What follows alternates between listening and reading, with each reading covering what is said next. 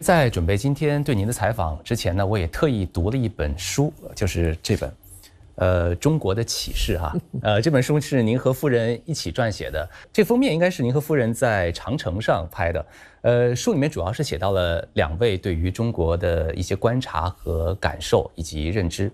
其实我看到书中，你写了这样的一段话。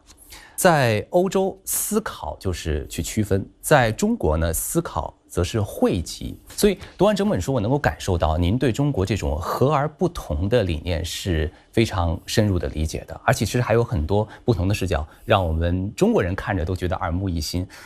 您觉得未来中法两国应该如何去加强沟通，消除一些误解，特别是发挥各自的所长来应对全球性共同的挑战？Je crois que face à la complexité des relations entre deux grandes civilisations, il y a deux vertus principales. D'abord, le respect. Ne pas juger systématiquement l'autre avec nos propres lunettes.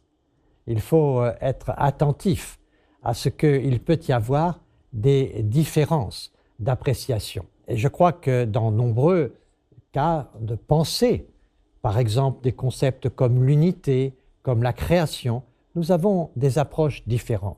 Et il faut regarder ces concepts aussi quelquefois avec les lunettes de l'autre pour mieux comprendre.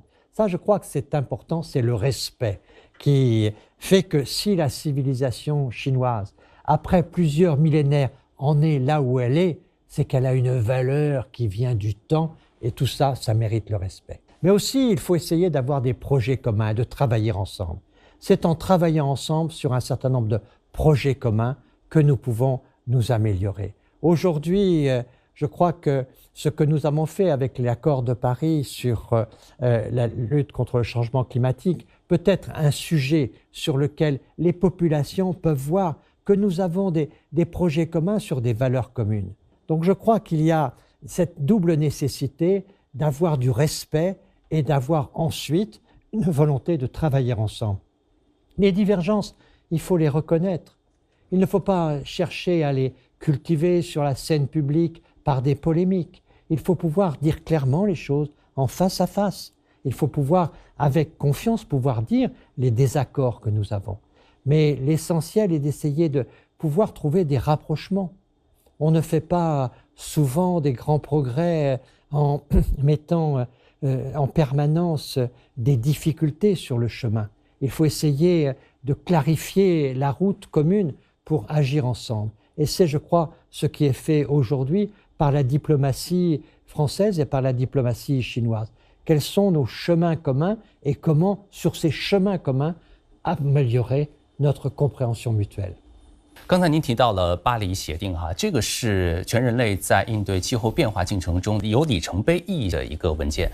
您怎么去评价中国在全球能源转型，包括气候变化治理上所取得的成就？那未来中法之间应该如何去加强合作，更好的去促进巴黎协定落实？ D'abord, permettez-moi de dire que la France a toujours été reconnaissante vis-à-vis de la Chine pour son accord, justement, pour les décisions de Paris pour le changement climatique. Sans la Chine, l'accord n'aurait pas été possible. Nous voyons bien qu'il y a en Chine beaucoup d'efforts qui sont développés. J'ai vu le ciel bleu de Pékin à plusieurs reprises. J'ai vu le climat s'améliorer sur Shanghai en termes de pollution. Nous voyons qu'il y a des actions très fortes qui ont été menées pour supprimer des usines trop polluantes et créer à la place des usines plus modernes et moins polluantes. Nous voyons qu'il y a un très gros travail qui est fait sur un certain nombre de sujets qui sont importants, par exemple sur la mobilité électrique par rapport à tout ce qui est aujourd'hui producteur de gaz à effet de serre. Donc nous voyons qu'il y a des efforts qui sont très importants. On ne peut pas comparer la taille de nos pays et avoir de toute façon les mêmes solutions pour les mêmes problèmes. Nous avons des différences de dimension qui font qu'il y a des différences aussi d'action publique. En fait, ce que nous voyons aujourd'hui, c'est qu'il est nécessaire d'enclencher une mobilisation mondiale. Et que naturellement, pour cela, il faut être exemplaire, mais il faut aussi participer activement et de manière constructive à toute la diplomatie internationale.